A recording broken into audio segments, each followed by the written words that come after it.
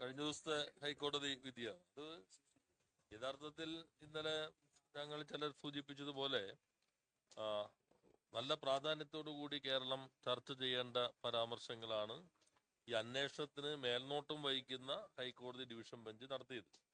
കാരണം അന്വേഷണം ഏറ്റവും ശരിയായ രീതിയിലാണ് എന്ന് ഹൈക്കോടതി ആധികാരികമായി തന്നെ വ്യക്തമാക്കി. എന്ന് മാത്രമല്ല, ഒരു തരത്തിലുള്ള സമ്മർദ്ദവും ഇല്ല. ഹൈക്കോടതിയാണ് ഇതിന് പൂർണ്ണമായിട്ട് മേൽനോട്ടം വഹിക്കുന്നത്. ഹൈക്കോടതിയിൽ മാത്രമാണ് അവർ റിപ്പോർട്ട് ചെയ്യുന്നത് എന്നും ബഹുമാനപ്പെട്ട ഡിവിഷൻ ബെഞ്ച് വ്യക്തമാക്കുകയുണ്ടായി.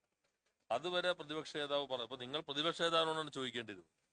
പ്രതിപക്ഷ നേതാവ് പറഞ്ഞു ഇത് സമ്മർദ്ദം ചെലുത്തുന്നു, CPM-കാരെ തിരികെ കയറ്റുന്നു എന്നെല്ലാം ആക്ഷേപം പറഞ്ഞ് SIT-യെ സംശയത്തിന്റെ മുൾമുനയിൽ നിർത്തി യഥാർത്ഥ പ്രതികളുടെ ബന്ധങ്ങളും അതിന്റെ പ്രശ്നങ്ങളും സമൂഹത്തിൽ ചർച്ച ചെയ്യപ്പെടാതിരിക്കാനും അന്വേഷണത്തിന്റെ പരിധിയിൽ വരാതിരിക്കാനുള്ള ഒരു സൂക്ഷ്മ ജാഗ്രത, അതാണ് യഥാർത്ഥത്തിൽ പ്രതിപക്ഷ നേതാവ് പ്രകടിപ്പിച്ചത്.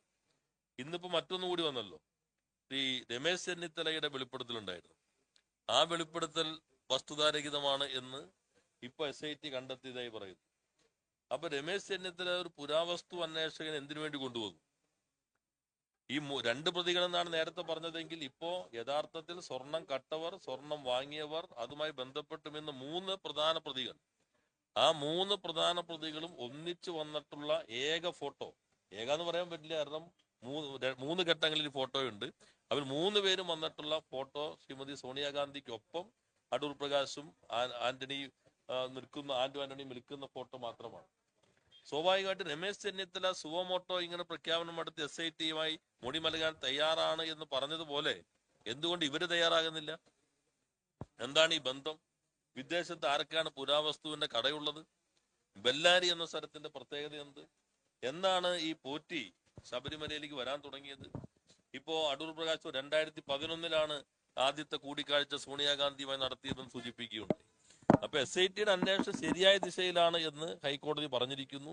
മാധ്യമങ്ങളെ സംബന്ധിച്ചും ഒരു ഗൗരവമായ വിമർശനം നടത്തി. മാധ്യമ വിചാരണ വേണ്ടതില്ല, ഞങ്ങളാണ് ഇത് മേൽനോട്ടം വഹിക്കുന്നത് എന്ന് ഹൈക്കോടതി പറഞ്ഞു. ഞാൻ നോക്കിക്കഴിഞ്ഞപ്പോൾ മലയാള മനോരമ വളരെ സൂക്ഷ്മമായി അകത്ത് വാർത്ത കൊടുത്തിട്ടുണ്ട്. ഹൈക്കോടതിയുടെ വസ്തുതാപരമാണ്, ശരിയായ രൂപത്തിലാണ് എന്ന ഭാഗമൊന്നും ഇല്ലാതെ അന്വേഷണം വേണമെങ്കിൽ 6 മാസത്തേക്ക് കൂടി നീട്ടാം എന്നൊരു ഉൾപേജ് വാർത്തയാണ്.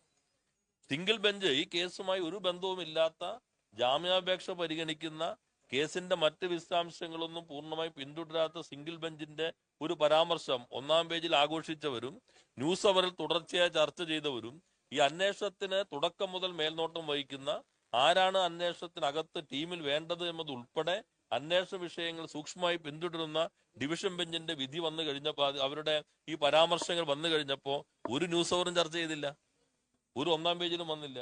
അതാണ് പറയുന്നത്. അതുകൊണ്ടാണ് ചില സംഘടനാ നേതാക്കന്മാർ കഴിഞ്ഞ ദിവസം പറഞ്ഞല്ലോ, രാഷ്ട്രീയവൽക്കരിക്കാൻ ശ്രമിക്കരുത്. അതാണ് ഇതിനകത്ത് കാണുന്നത്. ഒന്നുകൂടി ഇപ്പൊ ഞാൻ നോക്കുമ്പോൾ മാധ്യമങ്ങളിൽ കാണുകയുണ്ടായി, ഒരു നിയമസഭാ തെരഞ്ഞെടുപ്പിൽ മറ്റേ ബിരിയാണിയിൽ സ്വർണം കടത്തിയ സിനിമയിൽ പോലും ചിലപ്പോ ബോക്സ് ഓഫീസിൽ തകർന്നടിയേണ്ടതാണ്, ബിരിയാണിയിൽ സ്വർണം കടത്തി എന്നൊക്കെ ആണെങ്കിൽ. പക്ഷെ അതെല്ലാം ഉപ്പ് തൊടാതെ വാരി ഒഴുങ്ങി ചർച്ച നടത്തിക്കൊണ്ടിരുന്ന ആളുകൾ ഇന്ന് ഞാൻ പ്രതീക്ഷിക്കുന്നത് ന്യൂസ് അവർ ചർച്ച ചെയ്യാൻ പോകുന്നത് അത്തരത്തിലുള്ള കഥകൾ മെനഞ്ഞ ഒരു ഉദ്യോഗസ്ഥനെ ഇന്ന് ED സർവീസിൽ നിന്ന് നീക്കം ചെയ്തിരിക്കുന്നു. ആ ഉദ്യോഗസ്ഥൻ ഈ കഥ പോലെയുള്ളത് മെനഞ്ഞെടുക്കുന്നതിൽ എന്തെല്ലാം പങ്കുവഹിച്ചിട്ടുണ്ട്, എന്തെല്ലാം ചെയ്തു എന്നുള്ളത് കേരളത്തിലെ ചാനലുകളുടെ ന്യൂസ് അവർ ഇന്ന് ചർച്ച ചെയ്യും. കാരണം അത്രമാത്രം അവരുടെ സമയം നഷ്ടപ്പെടുത്തിയതാണ് ആ അന്വേഷണം. അതിൽ പ്രധാനപ്പെട്ട ഒരാളെ സർവീസിൽ നിന്ന് നീക്കം ചെയ്തതായിട്ടാണ് ഇപ്പൊ മാധ്യമങ്ങൾ വഴി അറിയാൻ കഴിഞ്ഞത്. അപ്പൊ അതുകൊണ്ട് ഇന്നത്തെ ന്യൂസ് അവറിൽ നിങ്ങൾ എല്ലാവരും ഇത് ചർച്ച ചെയ്യുമ്പോൾ കുറെ കൂടി വിവരങ്ങൾ ലഭിക്കുമെന്നാണ് ഞാൻ പ്രതീക്ഷിക്കുന്നത്. മാറിയിരുന്നെങ്കിൽ കേരളത്തിൽ അന്ന് ഒരു തുടർച്ച അന്നേ ഉണ്ടാകുമായിരുന്നു. പഞ്ചായത്ത് തെരഞ്ഞെടുപ്പിന്റെ കണക്കാണെങ്കിൽ 2010-ൽ ഏറ്റവും കൂടുതൽ UDF-ന് പഞ്ചായത്ത് കിട്ടിയതാണ്. ഇപ്പോൾ ഉള്ളതിനേക്കാളും വലിയ തോതിൽ മുന്നേറ്റം ഉണ്ടായ തെരഞ്ഞെടുപ്പാണ്. 100 സീറ്റിലധികം, ഇപ്പൊ പറഞ്ഞ 100 സീറ്റിലധികം വിജയം ആ പഞ്ചായത്ത് തെരഞ്ഞെടുപ്പിൽ അടിസ്ഥാനപ്പെടുത്തി ഉണ്ടാകും എന്നാണ് അവർ പ്രഖ്യാപിച്ചിരുന്നത്. എന്നാൽ കിട്ടിയത് ഭരണത്തിൽ ഉള്ളപ്പോ ഏറ്റവും കുറഞ്ഞ ഭൂരിപക്ഷത്തോടു കൂടി ഭരിക്കേണ്ടി വന്നൊരു ഗവൺമെന്റ് ആയിരുന്നു അത്. പഞ്ചായത്ത് തെരഞ്ഞെടുപ്പിന്റെ ആ ചിത്രത്തിൽ ഇപ്പോ ഭരണ തുടർച്ച എന്നുള്ളത് പുതിയ കാര്യമായിരുന്നു. ആ തുടർച്ച സാധ്യമാക്കാൻ കഴിഞ്ഞതാണ് 16-ലെ ഗവൺമെന്റ്, അതിന് നേതൃത്വം നൽകിയ മുഖ്യമന്ത്രി. അതേപോലെ തന്നെ പഞ്ചായത്ത് തെരഞ്ഞെടുപ്പിനുണ്ടായതിനെ 2011 ചെറിയ വ്യത്യാസമാണെങ്കിൽ ആ വിധിയിൽ നിന്ന് വ്യത്യസ്തമായി വലിയ തോതിൽ ഒരു മുന്നേറ്റം ഉണ്ടാക്കി ഒരു ഇടതുപക്ഷ ജനാധിപത്യ മുന്നണി ഭരണത്തിന്റെ ഒരു തുടർച്ച വേണം എന്ന ജനങ്ങളുടെ താല്പര്യം. അതിപ്പോ നോക്കൂ, ഇവിടെ പാലക്കാട് ഞാൻ ഉദ്ഘാടനം ചെയ്ത ഓഫീസുണ്ട്, ഇൻഡസ്ട്രിയൽ സ്മാർട്ട് സിറ്റിയുടെ ഓഫീസാണ്. 10 മാസം കൊണ്ടാണ് ഞങ്ങൾ ഭൂമി ഏറ്റെടുത്ത് കൊടുത്തത്. അതുപോലെ തന്നെ കരാറുകളെല്ലാം തന്നെ പൂർത്തീകരിച്ചുകൊണ്ട് ഇപ്പോൾ നിർമ്മാണം ആരംഭിച്ചു കഴിഞ്ഞു. കേരളം പല കാര്യങ്ങളും ഒന്നാമതായി. അപ്പൊ വികസനത്തിന്റെ കാര്യത്തിൽ, സാമൂഹ്യക്ഷേമത്തിന്റെ കാര്യത്തിൽ എല്ലാത്തിലും കേരളം വളരെ വേഗതയിൽ വന്നിരിക്കുന്നു. ഈ ഗവൺമെന്റിനെ ഇവരെ വിമർശിക്കാൻ ഒന്നുമില്ല. ഏതെങ്കിലും കാര്യത്തിൽ വിമർശിക്കാൻ ഒരു പ്രശ്നമുണ്ടോ? ഇതൊക്കെ പറയുന്നുണ്ടെങ്കിലും ഇപ്പോൾ ഈ AK ബാലന്റെ പ്രസ്താവനയിലെല്ലാം മനമുമ്പ് എന്ന് പറഞ്ഞുകൊണ്ട് ഇപ്പൊ റെജി ലൂക്കോസ് എല്ലാ ബന്ധം ഉപേക്ഷിച്ച് BJP ചേർന്നിരിക്കും. ഏത് പാർട്ടിയിലെ ഏത് ഘടകത്തിലായിരുന്നു? ഇടത് സഹയാത്രിക. ഞങ്ങളാരും പോകാത്തപ്പോ നിങ്ങൾ സഹയാത്രികൻ എന്ന് പറഞ്ഞ ആരൊക്കെ വിളിക്കുന്നുണ്ട്? ഞങ്ങൾ ചില ചർച്ചയിൽ ഞങ്ങൾ പോകേണ്ടതില്ല എന്ന് തീരുമാനിച്ചു. ഞങ്ങൾ അല്ല, നിങ്ങൾ ഇതിനകത്ത് വിളിക്കുന്നത് ആരെ വിളിക്കുന്നത്? യഥാർത്ഥത്തിൽ നിങ്ങൾ ഉത്കണ്ഠയോട് ഇപ്പൊ മണ്ണത്തൂര്, നമ്മുടെ തൃശ്ശൂർ മറ്റത്തൂര്, അതുപോലെ തന്നെ കുമരകം, ഇതിനെല്ലാം എന്താ വ്യക്തമാകുന്നത്? അല്ല, ഇതിനെന്താ വ്യക്തമാകുന്നത്? കുമരകത്ത് ഉണ്ടാകുന്ന BJP നേരെ വോട്ട് ചെയ്തില്ലേ? മാളയിൽ സ്റ്റാൻഡിംഗ് കമ്മിറ്റി BJP നേരെ വോട്ട് ചെയ്തില്ലേ? ഇതല്ലേ നമ്മുടെ നാട്ടിൽ നടക്കുന്നത്? മാത്രമല്ല പാർട്ടി അംഗമാണ്, പുരോഗമന കലാസാഹിത്യ സംഘത്തിന്റെ കോട്ടയം ജില്ലാ കമ്മിറ്റി അംഗമാണ്. അപ്പൊ ഇത്തരത്തിലുള്ള ഒരാൾ പോകുമ്പോൾ സ്വാഭാവികമായും അത് ഇങ്ങനെ എന്തുകൊണ്ടാണ് പോകുന്നത്? ഇടതുപക്ഷം എന്ന് പറഞ്ഞത് BJP എങ്ങനെയാണ് കഴിയുന്നത്? അതിപ്പോ നിങ്ങളുടെ ചോദ്യം കൗതുകകരമായ ചോദ്യം. ഞങ്ങൾ ആരും പോകുന്നു, ഇപ്പൊ മനോരമയിൽ നിന്ന് ആരൊന്നും വരുന്നില്ല എന്ന് വിളിക്കുമ്പോൾ നിങ്ങൾ വഴിയിൽ നിന്ന് ഒരാൾ വിളിച്ചിട്ട് മനോരമയുടെ സഹയാത്രി എന്ന് വിളിച്ചിരിക്കുകയാണ്, അല്ലെങ്കിൽ ഇപ്പൊ വേറെ ചാനലിന്റെ നിങ്ങൾ പോകുന്നില്ല, നിങ്ങൾക്ക് ഇന്ന് വരാൻ പറ്റുന്നു. ഇത് P. രാജീവിന്റെ പത്രസമ്മേളനം ഞാൻ ഇന്ന് റിപ്പോർട്ട് ചെയ്യുന്നില്ല എന്ന് മനോരമ തീരുമാനിച്ചു. അപ്പൊ വഴിയിൽ നിന്ന് ഒരാൾ റിപ്പോർട്ട് ചെയ്യാൻ വരാണ്. അപ്പൊ മനോരമയുടെ സഹയാത്രികനല്ലേ എന്ന് ഞാൻ നിങ്ങളോട് പറഞ്ഞാൽ മനോരമയാവൂ? അല്ലെങ്കിൽ അങ്ങനെ തന്നെയല്ലേ? നിങ്ങൾ വിളിക്കുന്ന ആളല്ലേ, ഞങ്ങൾ അയക്കുന്ന ആളാണോ? നിങ്ങൾ കാണേണ്ടത് എന്താ? AK ആന്റണിയോട് നിങ്ങൾ എന്ത് സൗമനസ്യ കാണിച്ചേ ഇല്ലേ? കേരളത്തിലെ, ഇന്ത്യയിലെ ഏറ്റവും പ്രധാനപ്പെട്ട കോൺഗ്രസ് നേതാവല്ലേ? അദ്ദേഹത്തിന്റെ മകൻ ഇപ്പോ എവിടെ നിൽക്കുന്നു? എന്ത് നിലപാടാ പറഞ്ഞേ? വളർത്തി കൊണ്ടുവന്ന് BJP കൊടുത്തു, അതാണോ പറഞ്ഞേ? അല്ല, ഞാൻ പറഞ്ഞ അദ്ദേഹത്തെ എന്റെ വളർത്തി കൊണ്ടുവന്ന് BJP കൊടുത്തു എന്നല്ലേ പറഞ്ഞതിന്റെ അർത്ഥം. പത്മജ വേണുഗോപാൽ എവിടെ പോയി? എവിടെ നിൽക്കുന്നേ? അപ്പൊ BJP ശശി തരൂർ എന്തൊക്കെ പറഞ്ഞു? നിങ്ങളുടെ അഭിപ്രായം എന്താ? ശശി തരൂരിന്റെ അതല്ല പൊളിറ്റിക്സ് അല്ലേ? എന്താ ശശി തരൂർ പറഞ്ഞ എന്താ? ശശി തരൂര് നെഹ്റുവിനെ ഉൾപ്പെടെ തള്ളിപ്പറയുകയും ഈ മോഡിയെ നിരന്തരം സ്തുതിക്കുകയും ചെയ്തില്ലേ? ദിഗ്വിജയ് സിംഗ് ഇപ്പൊ എന്ത് പറഞ്ഞു ഏറ്റവും ഒടുവിൽ?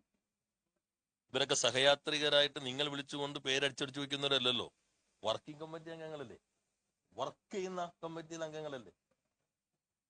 ഒറ്റക്കാര്യം കൂടി, ഒരു പൊതുവായ ഒരു കാര്യം കൂടി ചോദിച്ചു. വെനിസ്വലയിലെ സംഭവവുമായി ബന്ധപ്പെട്ട് കേരളത്തിൽ പ്രതിഷേധം നടന്നപ്പോൾ അതിനെതിരെ സോഷ്യൽ മീഡിയയിൽ ഭയങ്കരമായ ക്യാമ്പയിനുകളാണ്. രാഷ്ട്രീയമായി എന്തിനാണ് ഇവിടെ പ്രതിഷേധിക്കുന്നതെന്ന് ചോദിച്ചുകൊണ്ട് പ്രധാനപ്പെട്ട CPM-ന്റെ ഭാഗമായി നിന്ന നേതാക്കൾക്കെതിരെ എല്ലാം വിമർശനം ഉണ്ടാകുന്നുണ്ട്. ഇതെങ്ങനെയാണ് ഈ സാഹചര്യത്തെ കാണുന്നത്? അല്ല, അത് ഒരു സവിശേഷ സാഹചര്യമാണ്. ഇപ്പൊ വെനിസ്വല ഒരു പ്രസിഡന്റ്, തെരഞ്ഞെടുക്കപ്പെട്ട ഒരു പ്രസിഡന്റിനെ നേരെ ഒന്ന് അറസ്റ്റ് ചെയ്ത് കൊണ്ടുപോവാ. നാളെ എവിടെയും ഏത് രാജ്യത്ത് സംഭവിക്കും. മാർപ്പാപ്പ പോലും അപലപിച്ചല്ലോ. അതേപോലെ നോക്കൂ, ഇറാനിൽ ഇപ്പൊ എന്താ ഉണ്ടെന്നത് ഒടുവിൽ? ഇറാനിലേക്ക് അമേരിക്ക നടത്തിയത് ആക്രമണം നോക്കൂ. അപ്പൊ ഒരു ട്രംപിന്റെ കീഴിൽ ഒരു ലോകത്തിന്റെ പോലീസ് ഞങ്ങളാണ് നിർണയിക്കുന്നത്. ഇന്ത്യയുടെ പ്രശ്നം വന്നപ്പോ തന്നെ ഞാനാണ് തീർത്തെന്ന് പറഞ്ഞല്ലോ. പക്ഷെ അതിന് വ്യക്തമായിട്ടുള്ളൊരു ശക്തമായ മറുപടി ഉണ്ടായിട്ടില്ലല്ലോ. അപ്പൊ അത്തരം സമീപനത്തിൽ കേരളത്തിൽ അങ്ങനെയുള്ളൊരു മനസ്സ് രൂപപ്പെടുന്നുണ്ട് എന്നുള്ളത് നമ്മളെല്ലാവരും ഗൗരവമായി തന്നെ കാണേണ്ട ഭാഗമാണ്. ഇങ്ങനെ കുറച്ച് ആളുകൾ ഈ രൂപത്തിൽ അമേരിക്ക അത് കൊള്ളാം, നാളെ ഇപ്പൊ ഇന്ത്യയിൽ വന്ന് നിലപാട് സ്വീകരിച്ചാലോ? ഇന്ത്യ ഒരു തെരഞ്ഞെടുക്കപ്പെട്ട രാജ്യമല്ലേ. അവർക്ക് ഇഷ്ടപ്പെടാത്തൊരു ഭരണാധികാരി വന്നു എന്ന് കരുതുക, ആ ഭരണാധികാരിയെ വന്ന് നേരെ അറസ്റ്റ് ചെയ്യാൻ പറ്റും. പണ്ട് പനാമയിൽ പോയി അറസ്റ്റ് ചെയ്തിട്ടുണ്ടല്ലോ. അതെല്ലാം നമ്മുടെ ലോകത്തെ സംബന്ധിച്ച് വളരെ ആശങ്ക ഉളവാക്കുന്ന കാര്യങ്ങളാണ്. അത് ശ്രദ്ധാപൂർവം തന്നെ നമ്മൾ നോക്കേണ്ടത്. ഇന്ത്യയിൽ ഇപ്പൊ 12 എണ്ണം പ്രഖ്യാപിച്ചതിൽ നിർമ്മാണം തുടങ്ങിയിട്ടുള്ള ഏക സ്മാർട്ട് സിറ്റി ഇതാണ്. അത് നിങ്ങൾ നന്നായി മാധ്യമങ്ങൾ കൊടുക്കുന്നുണ്ടല്ലോ. നമുക്ക് കരാർ അവാർഡ് ചെയ്യാൻ കഴിഞ്ഞു, ടെൻഡർ നടപടി പൂർത്തീകരിച്ചു, സർവേ നടപടി നടന്നുകൊണ്ടിരിക്കുന്നു. 42 മാസമാണ് അവരുടെ കരാറിലുള്ളത്. അത് 36 മാസം കൊണ്ട് തീർക്കണം എന്നതാണ് ഞങ്ങളിപ്പോ അവരോട് പറഞ്ഞിട്ടുള്ള ഭാഗം. ഈ ഓഫീസ് കേന്ദ്രീകരിച്ചാണ് മൊത്തം പ്രവർത്തനം.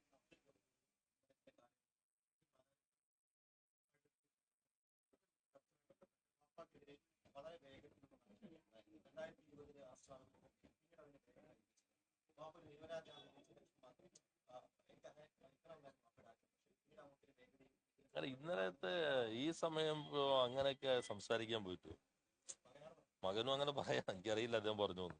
ഒരു ആള് മരണപ്പെട്ടു, നമ്മളെല്ലാവരും ആ ദുഃഖത്തിൽ, ഞാൻ ഇന്നലെ മുഴുവൻ അവിടെ തന്നെ ഉണ്ടായിരുന്നു. ആ സമയം നമ്മൾ അതിനകത്ത് ആ ദുഃഖമൊക്കെ രേഖപ്പെടുത്തി വിടുക, ബാക്കിയൊക്കെ എല്ലാവരും മുൻപിലുള്ളതാണ്.